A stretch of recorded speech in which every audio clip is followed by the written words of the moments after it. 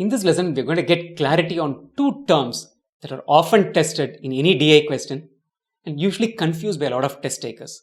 These two terms, people use it interchangeably, but they cannot be used interchangeably. There's a difference between these two terms.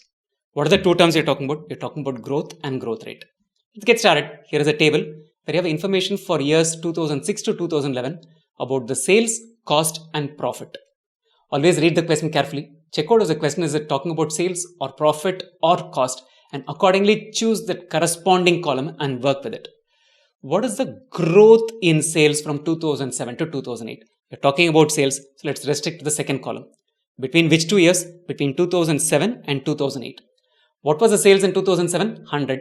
In 2008, it's 103. So growth in sales, growth is equal to 103 minus 100, which is equal to $3 million.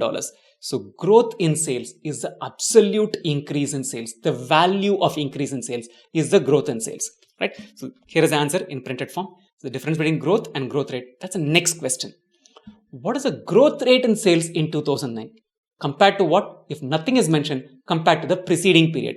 What are we talking about? We are talking about sales. So let's restrict our focus to the second column. Between which year? Between 2009 and 2008. Because every time they say, what is the growth rate in sales in 2009?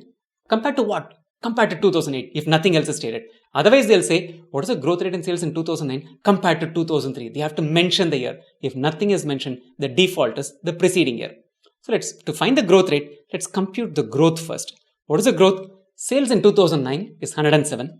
Sales in 2008 is 103. So growth in sales is $4 million. Now let's go to the growth rate. How do you compute growth rate? Growth rate is the percentage change in growth. So that's essentially going to be growth divided by the base is the initial value. We are comparing the growth in 2009 vis-a-vis the previous year. So we started from 2008. The value in 2008 is going to be the base. This into 100 should give us the answer.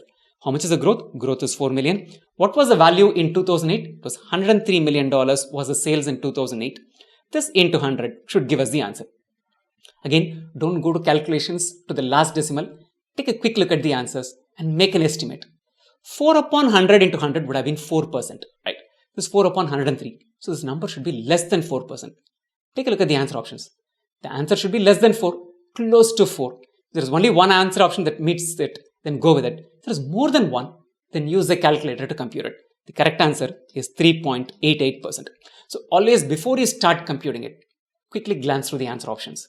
If it's a fill in the blanks, if it is where you have to fill in the answer, then you don't have a choice. You have to go about it that way. But if it's a multiple choice question, this is the best way to go about it is to take a look at the answer options.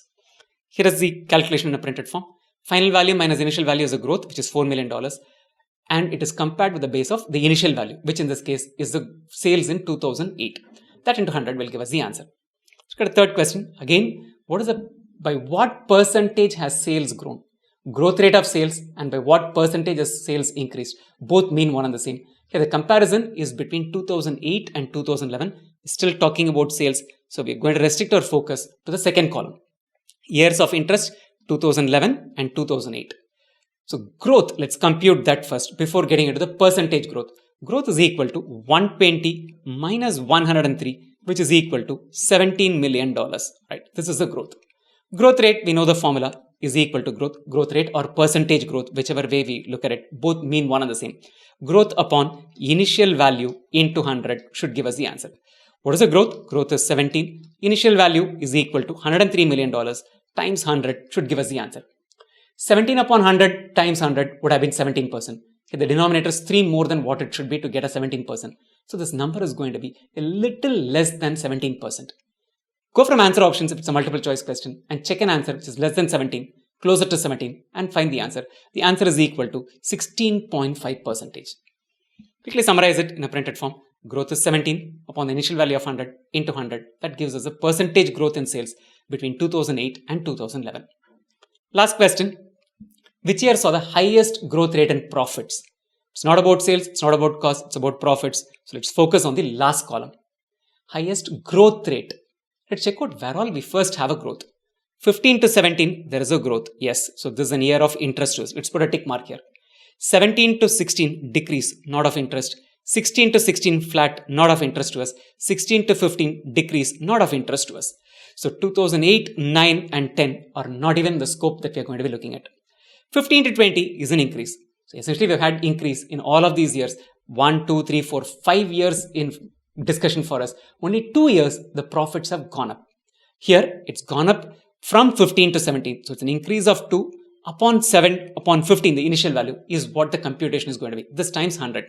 Here it is going to be 15 to 25 upon the initial value is 15.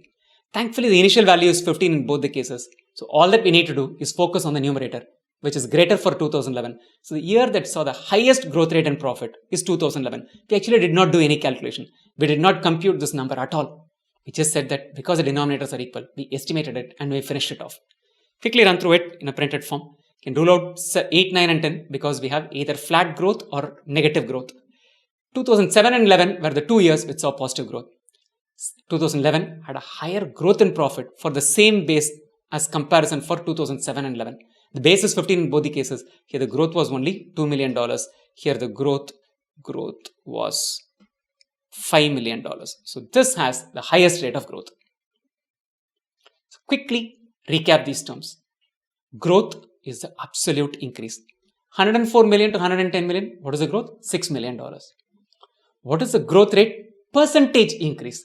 To compute the percentage, you need a denominator. The denominator is the initial value. Before you leave, I want you to do 2 things. 1, sign up as a trial user for Visaco's online GRE course at online.visaco.com. Takes all of 3 minutes and 2 steps to get started.